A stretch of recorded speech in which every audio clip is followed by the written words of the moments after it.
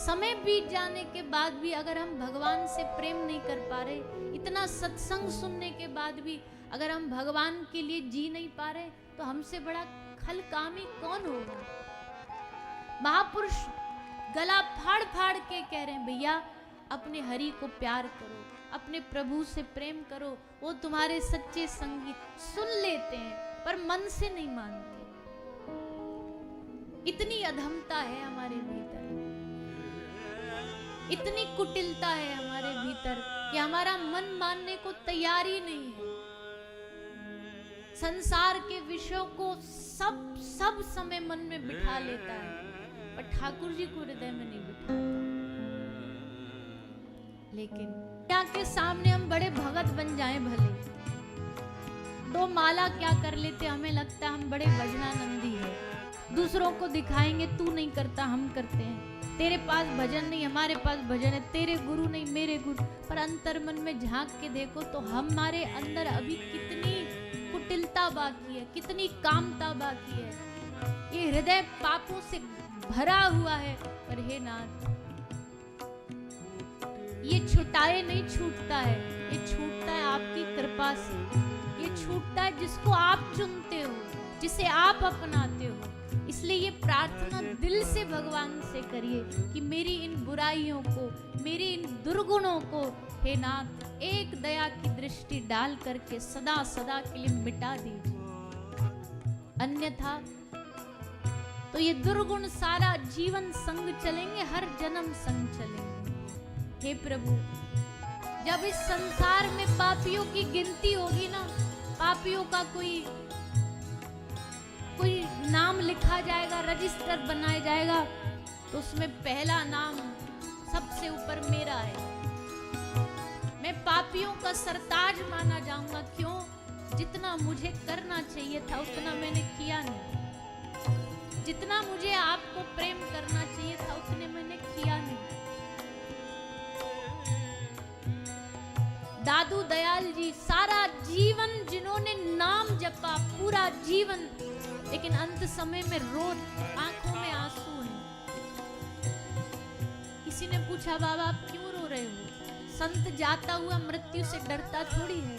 दादू दयाल जी ने कहा, मैं इसलिए नहीं रो रहा, मैं जा रहा हूं, पर दादू जैसा नाम था वैसा लीना नहीं। दादू दयाल जी कहते, जितना मीठा मधुर भगवान का नाम था उतना मैं ले नहीं पाया। जितना भी भजन करता ना भक्त, उसको कमी लगता है। सूरदास जी जैसा कौन भगवत भक्त होगा इस दुनिया में? लेकिन वो सूरदास क्या कह रहे हैं? हे प्रभु, बड़ो जग मोते सब पति तन में नामी, सूर पतित को ठौर कहाँ है, तुम बिन श्रीपति स्वामी। तो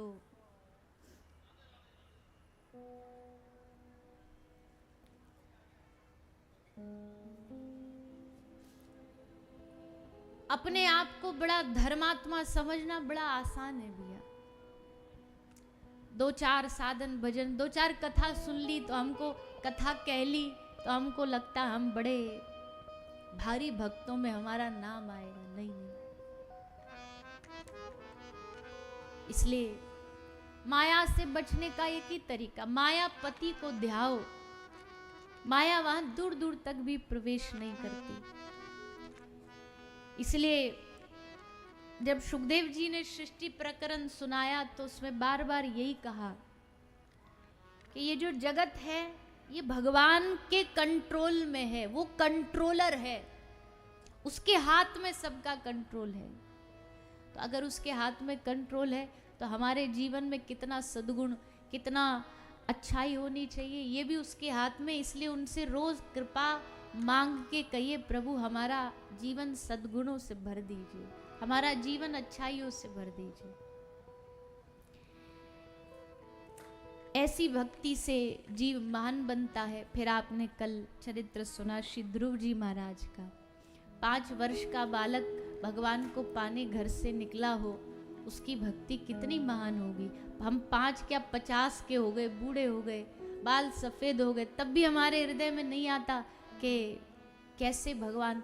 एक राजस्थान की भक्तिमती मीराबाई का चरित्र हमें एक दृष्टांत स्मरण में आ रहा है, वो सुनिए, फिर आगे प्रसंग में बढ़ेंगे।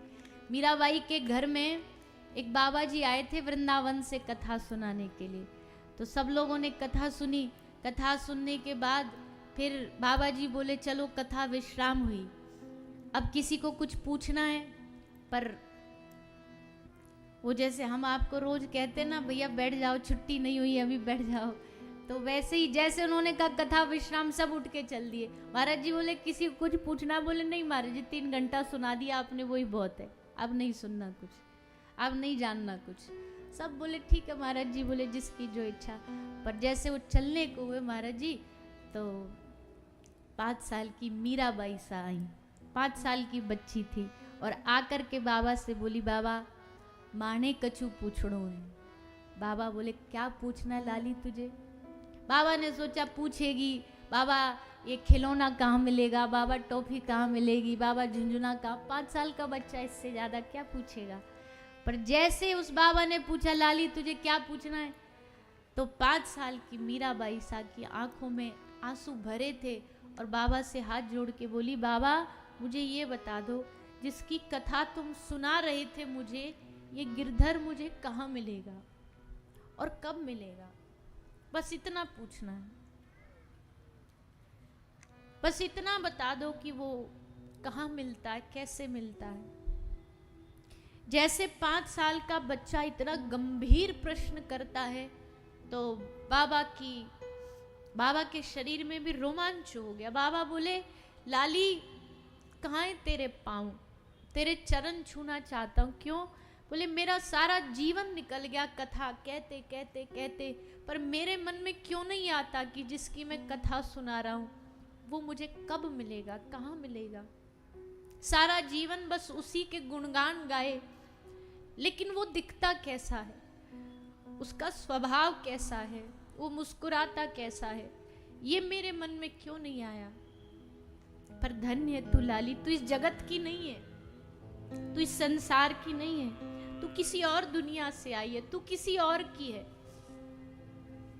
बाबा ने मीरा के दूधा साहब को बुला के कहा दूधा साहब तुम्हारे घर में एक रत्न पैदा हुआ है, इसको संभाल करके रखना। ये इस जगत में भगवत प्राप्ति का प्रचार करने आई है, प्रेम सिखाने आई है। क्या है प्रेम? तो